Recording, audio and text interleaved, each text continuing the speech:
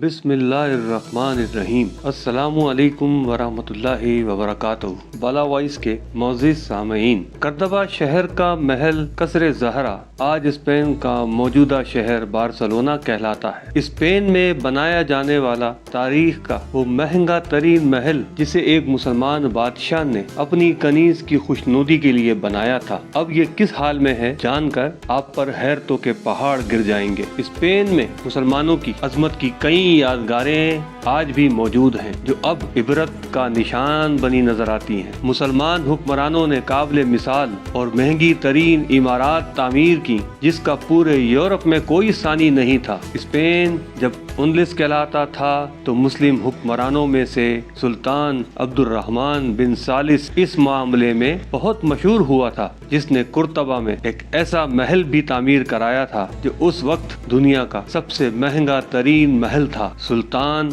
891 ईस्वी में पैदा हुआ था और 72 साल की उम्र में वफात पा गया था। इसकी एक चहीती बांदी का नाम अल ज़हरा था। सुल्तान ने अपनी इस बांदी के नाम पर कर्तबा के किनारे एक महल तामीर किया और इसका नाम अल ज़हरा रखा। 4 मील लंबा और 3 मील चौड़ा ये महल इतना बड़ा था कि लोग इसको कसरे ज़हरा के बजाय मदीनतुज़ ज़हरा कहने लगे। इस महल की तामीर 325 हिजरी में शुरू हुई और 25 साल में 350 हिजरी में मुकम्मल हुई। इस महल के बनाने पर 10,000 मेमार, 4,000 ऊंट और खच्चर रोजाना काम करते थे। संगे मरमर और आराइश व ज़ेबाइश के दूसरे बहुत से कीमती साजो सामान फ्रांस, तुर्की, यूनान, शाम और अफ्रीका के मुल्कों के बादशाहों ने बतौर तोहफा दिए थे।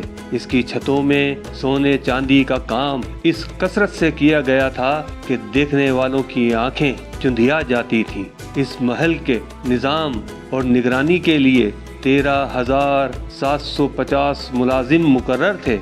इसके अलावा 13,382 गुलाम थे। हरम सरा यानी जनाना हिस्से के अंदर 6,000 औरतें खिदमत गुजारी के लिए हाजिर रहा करती थीं। सारा कसर बागात और फवारों से गुलजार रहा करता था। बाद अज़ां यूरोप और दीगर ममालिक से सयाह बकसरत इस महल को देखने के लिए आते, मगर इस अजीमुल शान महल का अंजाम क्या हुआ। 25 साल में 1 खरब रुपया से भी ज्यादा में बनने वाला महल सिर्फ 1 सदी के अंदर खत्म हो गया।